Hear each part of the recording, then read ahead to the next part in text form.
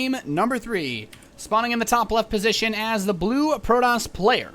Just took out Hyun and then taking out center, leading the pack 2-0. It is Root Gaming's puCK, otherwise known as puCK to our dear Lord and Savior cats. And spawning in the bottom right position as his opponent, coming in from Quantic Gaming, the man with the name spelled backwards, it is Nisna. Just kidding, it's HwangSin.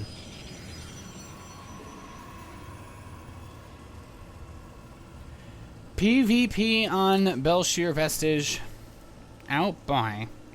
This should be a good game. I think it's weird because people would probably say that HwangSin is more of a closer match or for puCK than maybe someone like Hyun or center. But, you know, puCK has just been doing pretty well so far. Won a PvZ, won a PvT. Now let's see if puCK can win a Korean Protoss versus Protoss. Of course, I believe HwangSin is one of the players that are staying in a Quantic residence in California. So many of these guys in California playing European tournament times. It's just kind of funny because we were like getting ready for this match, and we decided we kind of realized that well, it's currently what, this started at 6 a.m. for the Root guys. It's currently 6:30 in the morning over in California.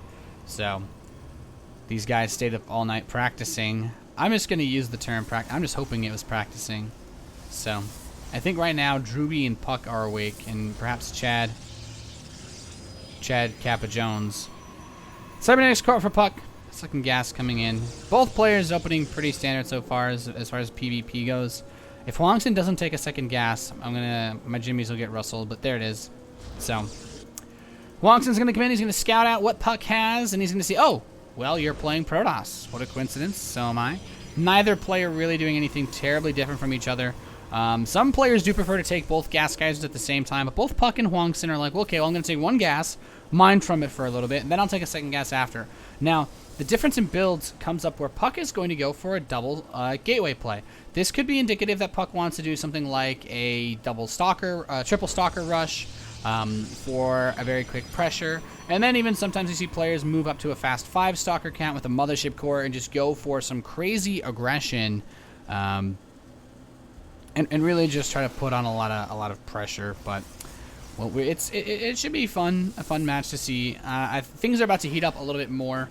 Of course, you know, it's always like people say the bane of solo commentating is when there's somewhat stale points in a game, but I think there's things to note that are kind of interesting. HwangSin's running his Zealot around trying to see if there's any proxied pylons around here. And what this means, you know, if puCK already had a pylon out, and this probe actually will get spotted by the Zealot, potentially.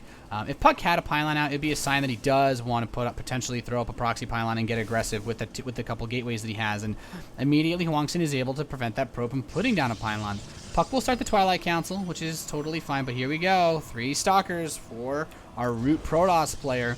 And, well, there's actually a bit of a pressure being put on here by HwangSin. He's got 1 Zealot and 2 stalkers. So this is a weird bit of pressure. puCK's 3 stalkers and Mothership Core should win this in a micro battle pretty easily.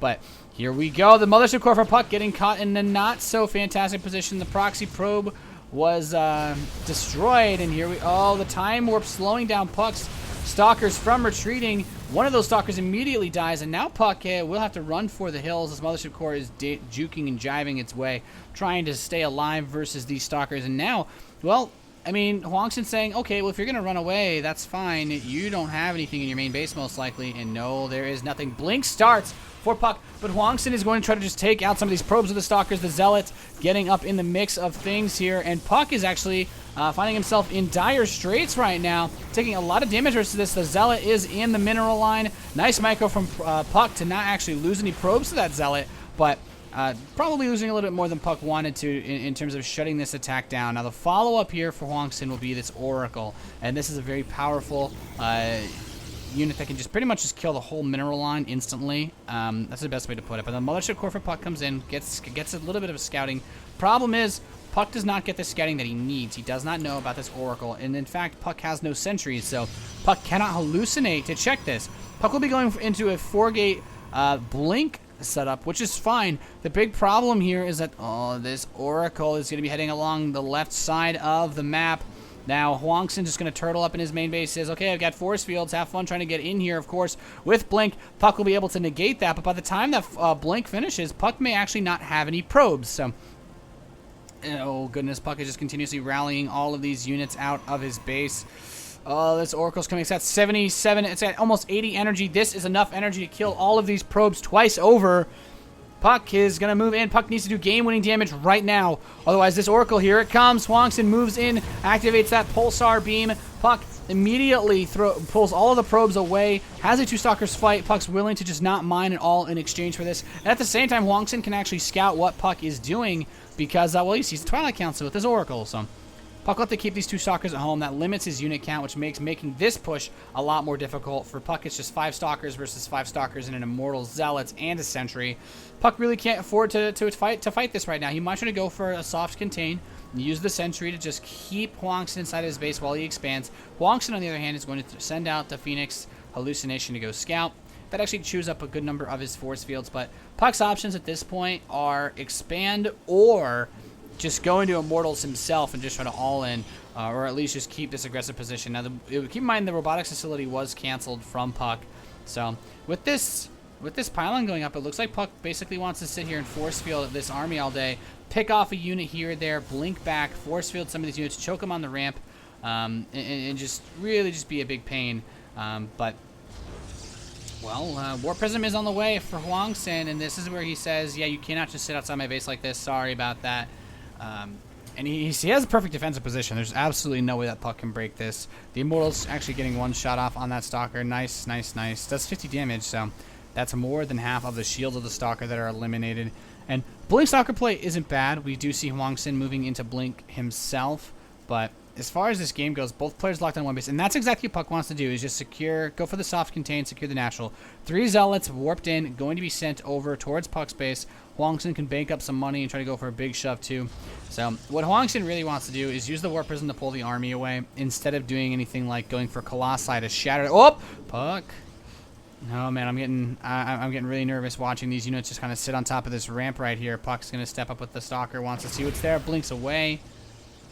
Nice little maneuver. Keep in mind, HwangSin, very, very nice touch. He has the Observer here, so he knows where this army is. And that Warp Prism, ooh, it's moving around. puCK, where are the Stalkers? This is going to get, things could get really funky here. These 3 Zealots are going to be dropped down now. We could see a big warp in. Oh, 3 Stalkers as well. This is going to be such a pain for puCK to deal with. There's a lot of units inside of his base right now. Does puCK have enough to actually stop this? 2 Zealots immediately warped in, but the Stalkers are going to get caught. puCK utilizing that Blink Micro in his own mineral line. And the Mothership Core is going to recall home and activate Photon Overcharge to help defend against this. But puCK's taking a little bit of damage. How many probes actually died, though, so far? 14 this game, potentially 15 probes. And the Oracle actually came in, tried to tap that as well. And here we go, HwangSin blinking down. The blink, actually, the force fields keeping HwangSin's other units away, but there's just so many Stalkers for the Quantic Protoss player, it doesn't matter, so puCK will be forced back.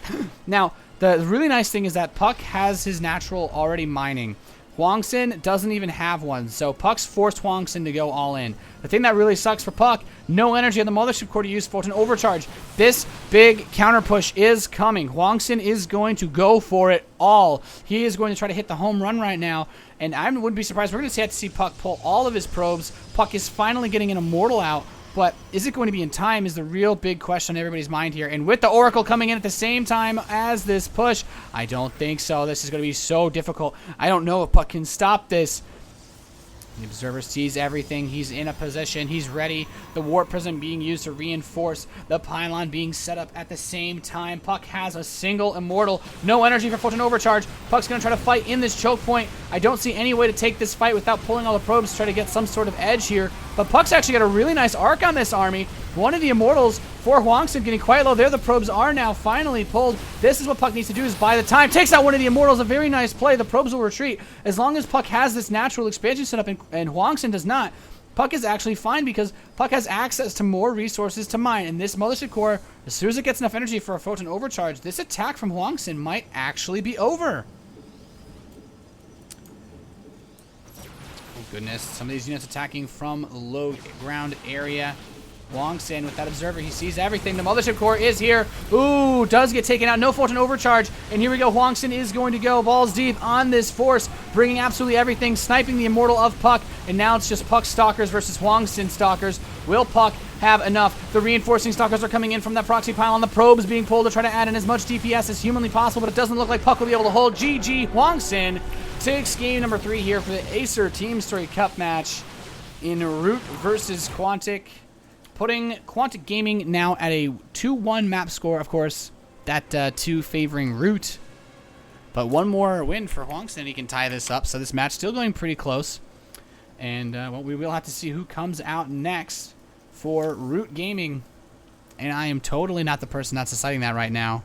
But yeah, we'll jump into that game as soon as we can, guys. Don't go anywhere. You're watching the Acer TeamStory Cup, powered by Intel.